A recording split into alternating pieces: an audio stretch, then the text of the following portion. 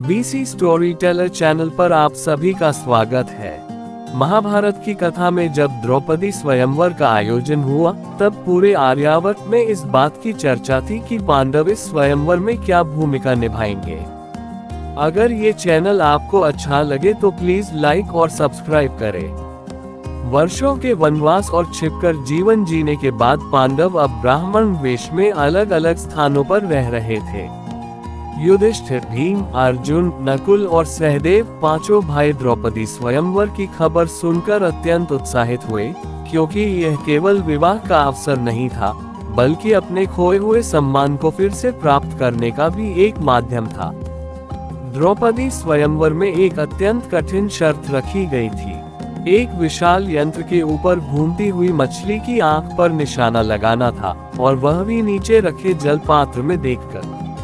कई बड़े बड़े राजा और योद्धा वहां आए थे। कर्ण, शल्य, शिशुपाल जैसे महान धनुर्धर भी उपस्थित थे, लेकिन कोई भी उस कठिन लक्ष्य को भेद नहीं सका।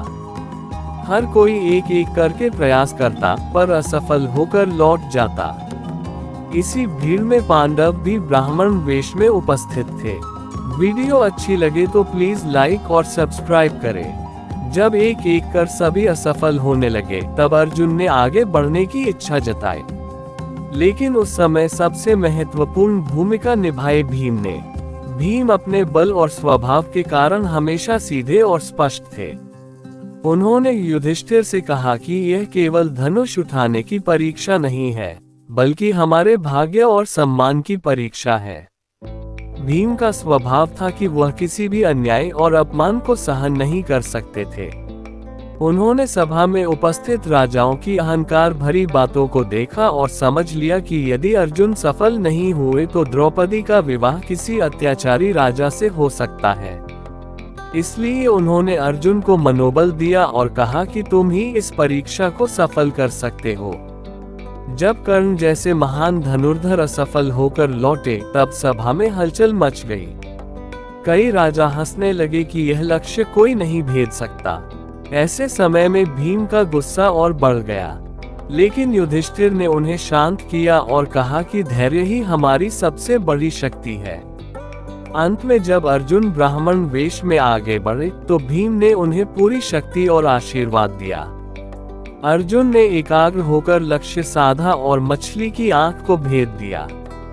जैसे ही यह हुआ, पूरे सभा में आश्चर्य और सन्नाटा छा गया। द्रौपदी ने अर्जुन के गले में वरमाला डाल दी।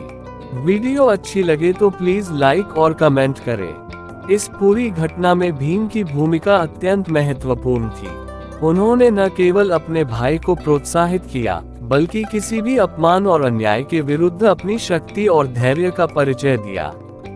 अगर भीम अपने क्रोध पर नियंत्रण न रखते और सही समय पर अपने भाई का साथ न देते तो शायद ये परिणाम अलग हो सकता था। द्रौपदी स्वयंवर की यह घटना केवल एक विवाह की कहानी नहीं है, बल्कि यह पांडवों के पुनरुत्थान की शुरुआत थी। भीम का साहस, उनका भाईचारा और उनका धैर्य इस पूरी घटना को और भी महत्वपूर्ण बनाता है। यही कारण है कि महाभारत में भीम केवल एक बलशाली योद्धा नहीं, बल्कि एक ऐसे भाई के रूप में भी याद किए जाते हैं जो अपने परिवार के सम्मान के लिए हमेशा खड़ा रहता है। और इसी तरह की पौराणिक और प्रेरणादायक कहानियों के लिए आप जुड़े रहिए वीसी स्टोरी टेलर चैनल के साथ, जहां हर कहानी आपको इतिहास और धर्म की गहराइयों से जोड़ती है। Thanks for watching.